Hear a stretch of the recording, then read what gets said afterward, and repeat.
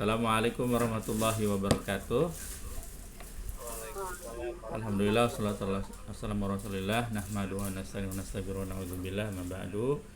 Yang terhormat Bu Milhatun MPD sebagai dosen dari mata kuliah perencanaan dan metode pembelajaran PAI. Kami dari kelompok 7 insya Allah pada kesempatan kali ini akan menyampaikan salah satu tugas dari mata kuliah perencanaan dan metode pembelajaran yang insya Allah pada kesempatan kali ini akan menyampaikan tentang desain silabus pembelajaran dan alur tujuan pembelajaran. Kami terdiri dari 5 orang, yaitu terdiri dari Bu Herlina, Bu Siti Nur Asih, Pak Alexander Sembiring, saya sendiri Kusnadi, dan Pak Taqiyuddin. Untuk memulai agenda kali ini, mari kita membaca lafaz basmalah.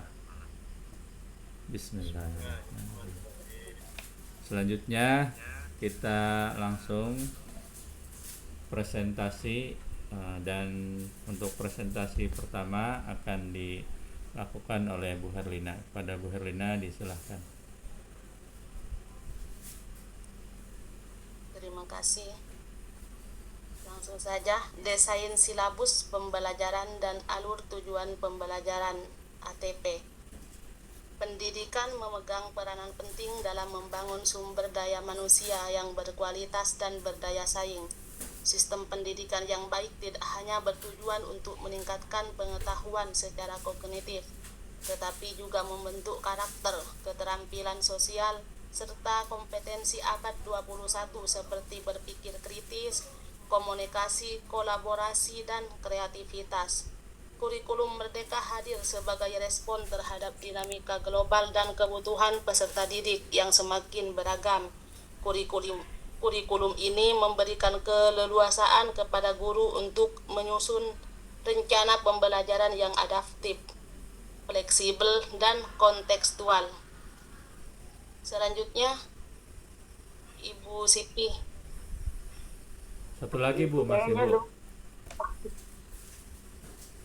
Satu slide lagi Bu.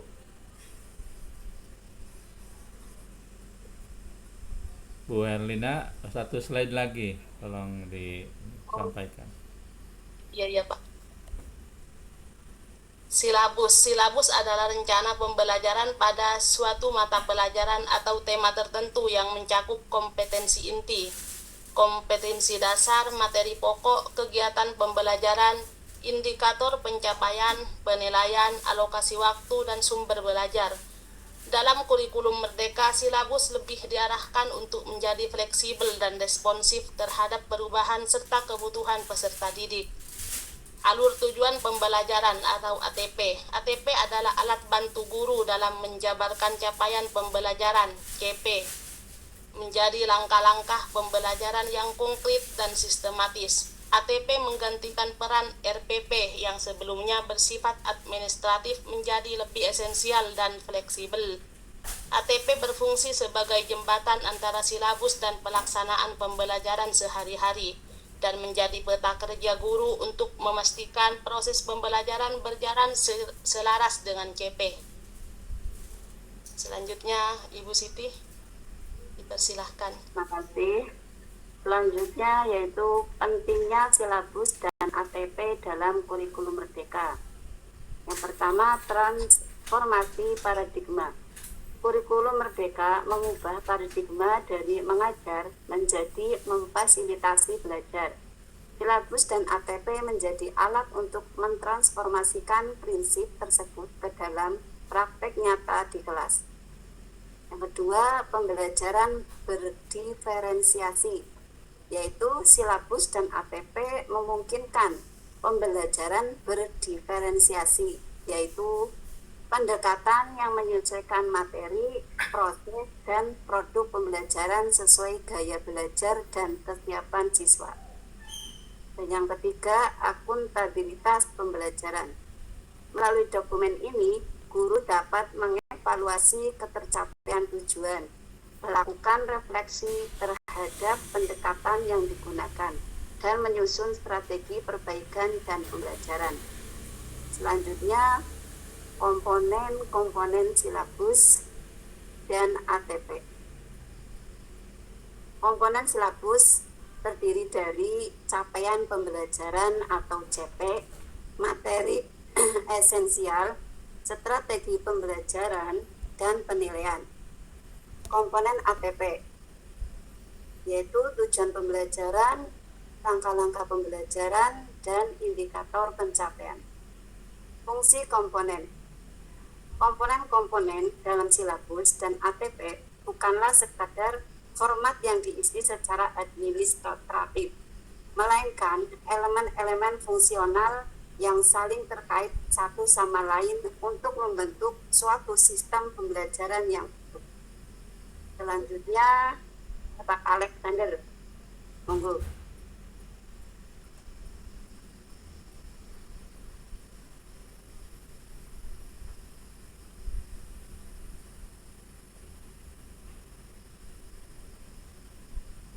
Pak Alex, suaranya belum ada.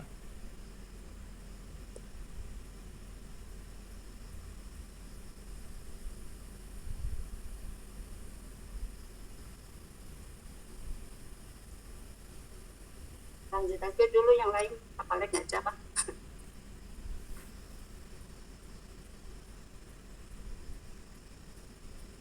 Sepertinya itu Pak, mic-nya ada kendala Pak Alex, bisa pakai perangkat lain Pak Alex.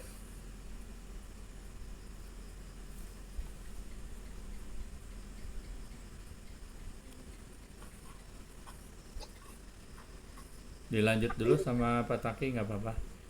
Oh siap, nanti selanjutnya Pak Alex ya. Baik, selanjutnya langkah-langkah penyusunan silabus dan ATP. Yang pertama, analisis CP, menganalisis capaian pembelajaran pada fase tertentu yang menjadi dasar untuk merancang materi esensial. Kemudian yang kedua, merumuskan indikator pembelajaran berdasarkan kompetensi yang ingin dicapai. Indikator ini bersifat terukur dan operasional. Yang ketiga, menentukan metode pembelajaran yang sesuai dengan materi dan karakteristik siswa. Yang terakhir, penyusunan penilaian, yaitu menyusun rencana penilaian baik formatif maupun sumatif sebagai alat evaluasi ketercapaian pembelajaran. Selanjutnya, contoh praktis penerapan silabus dan ATP. Yang pertama, silabus matematika kelas 1 SD, ini contohnya ya. TP atau capaian pembelajaran siswa mampu mengenal dan menggunakan bilangan 1 sampai dengan 10 dalam kehidupan sehari-hari. Contoh materi pokoknya mengenal angka 1 sampai 10, menyusun bilangan, dan menghitung benda. Kemudian strateginya bermain dengan media, kartu angka, dan benda yang konkret. Kemudian contoh ATP matematika kelas 1 SD, TP1, siswa mampu menyebutkan angka 1 sampai 5 dengan benar melalui permainan tebak angka. TP2, siswa mampu menulis angka 1 sampai 5 menggunakan lembar kerja. TP3, siswa mampu mencocokkan angka dengan jumlah benda yang sesuai. Yang ketiga, implementasi di kelas. Contoh kegiatannya bermain kartu angka, menggambar angka, menghitung benda di sekitar kelas. Penilaiannya observasi dan lembar tugas. Kemudian tantangan dan solusi implementasi. Tantangannya kurangnya pelatihan teknis yang membekali guru dengan kemampuan menyusun ATP secara sistematis. Ini ya, real atau kenyataan yang terjadi di lapangan saat ini. Kemudian tantangan lainnya yaitu keterbatasan waktu terutama karena beban administrasi dan jumlah jam mengajar yang tinggi. Itu juga yang terjadi di lapangan, jam mengajarnya sangat banyak tapi beban administrasi sangat dirasakan oleh pengajar atau pendidik. Tantangan yang ketiga, minimnya sumber daya dan referensi terutama di sekolah-sekolah di daerah yang disebut 3T, ya, terdepan, terpencil, dan tertinggal. Kemudian solusinya, komunitas belajar, pembentukan komunitas guru belajar untuk saling berbagi dan mendiskusikan praktek, ya.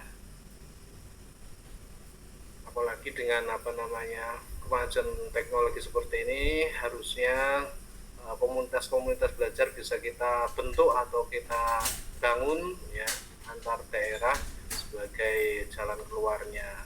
Monggo silakan, saya kembalikan ke moderator. Baik,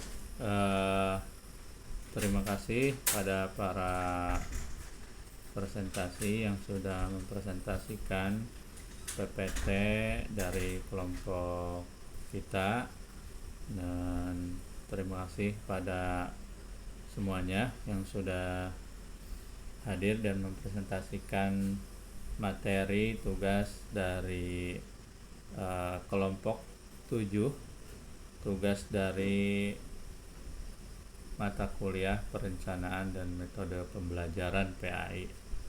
Itu saja yang bisa kami sampaikan dari kelompok 7. Kami atas nama kelompok 7 mohon maaf apabila masih ada kekurangan dan banyak kesalahan dalam menyampaikan materi ini. Terima kasih. Mari kita tutup pertemuan ini dan membaca hamdalah. Alhamdulillahirrahmanirrahim, dan assalamualaikum warahmatullahi wabarakatuh. Waalaikumsalam warahmatullahi Warahmatullahi wabarakatuh.